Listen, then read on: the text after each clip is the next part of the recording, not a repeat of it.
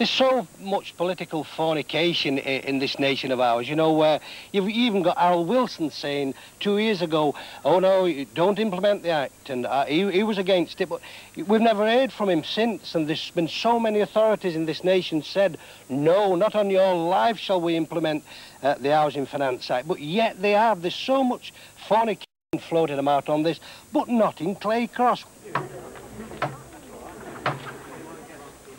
Early in November, the council tried a new sally. Holding up a very, very important... This time against the government's pay board. They decided to drive a dustbin lorry through phase 3.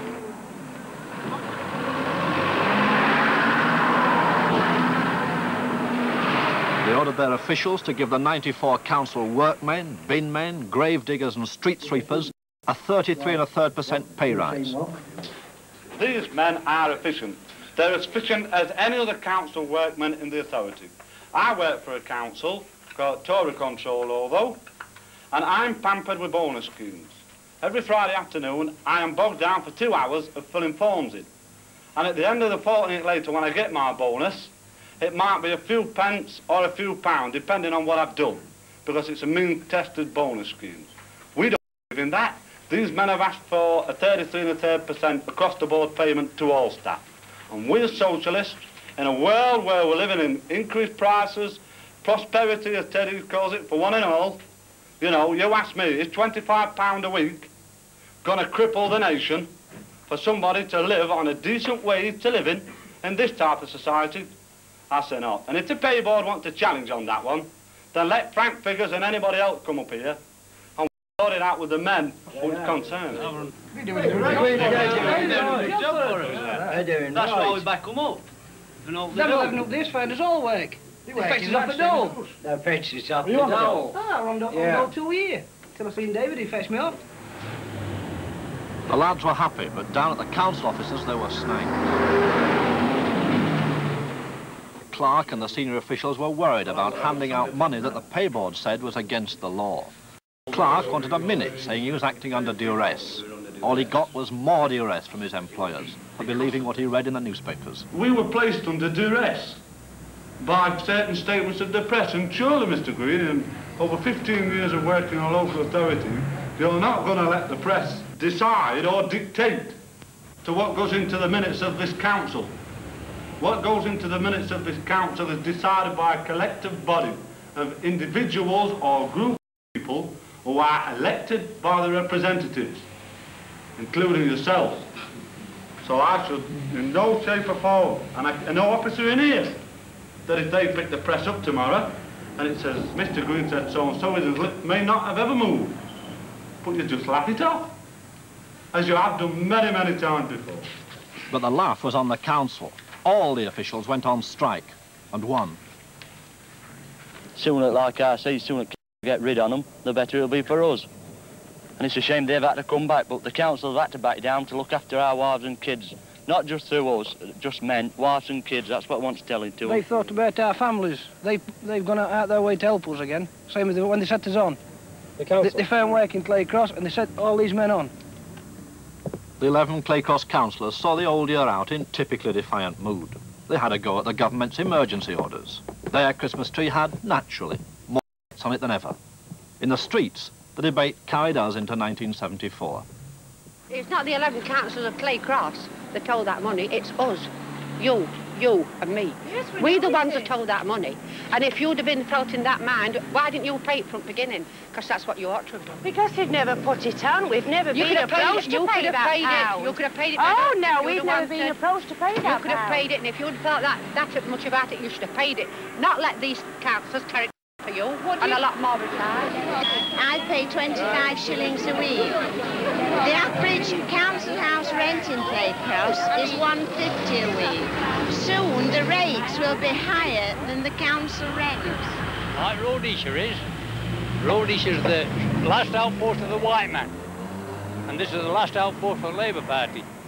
Last outpost for Labour? Or a springboard for militancy? That's the basic problem posed by Claycross.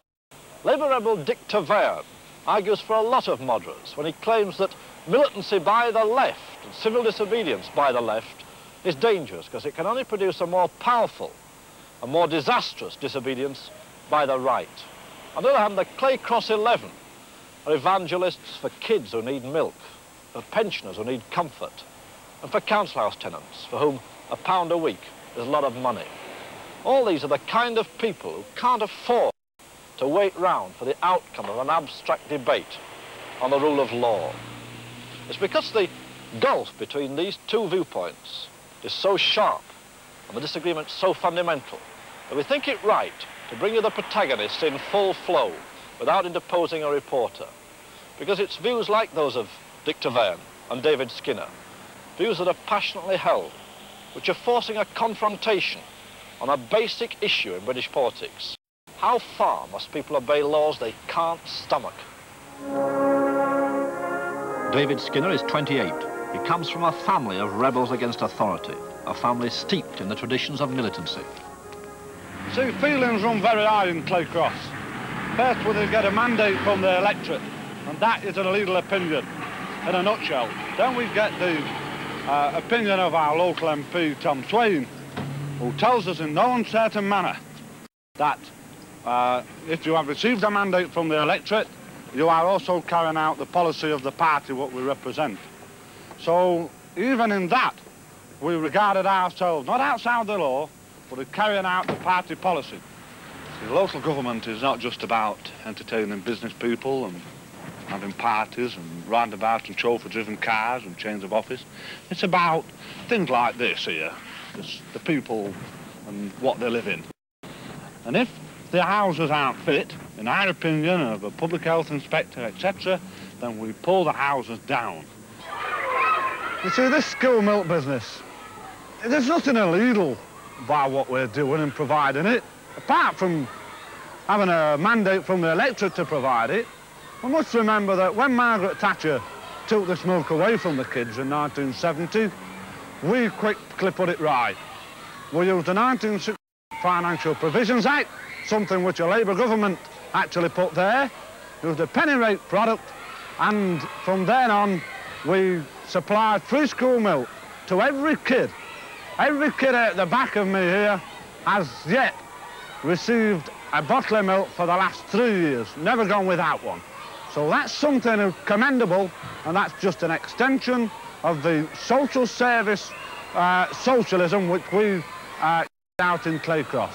And we did have a sort of a slip-up, cause a slip-up some while ago. The penny rate product did actually start to run out, but no doubt Graham Skinner can tell you about how we got around that problem.